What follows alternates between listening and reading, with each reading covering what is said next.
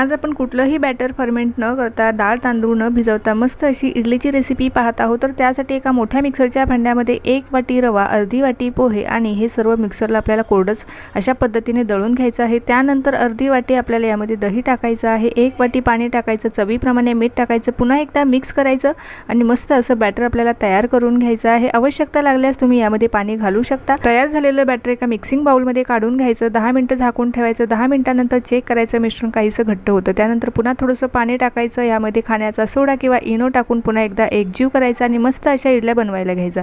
तुम्ही इडली पात्रातही बनवू शकता किंवा अशा पद्धतीने वाट्यांमध्ये सुद्धा ह्या इडल्या बनवू शकता। तर वाफण्यासाठी पाणी अगोदरच कडकडीत गरम करून घ्यायचं, जाळीदार भांड्यावरती ह्या इडल्या ठेवायच्या आणि 10 ते 12 मिनिटांसाठी छान अशी वाफ देऊन घ्यायची। 10 ते 12 मिनिटं झाल्याच्या नंतर इडल्या चेक करायच्या, व्यवस्थित शिजल्या की त्या पूर्णपणे थंड करून त्यानंतर काढून घ्यायच्या आहे। तर मस्त अशा इडल्या तयार आहे। सांबार सोबत किंवा चटणी सोबत तुम्ही ह्या इडल्या खाऊ शकता।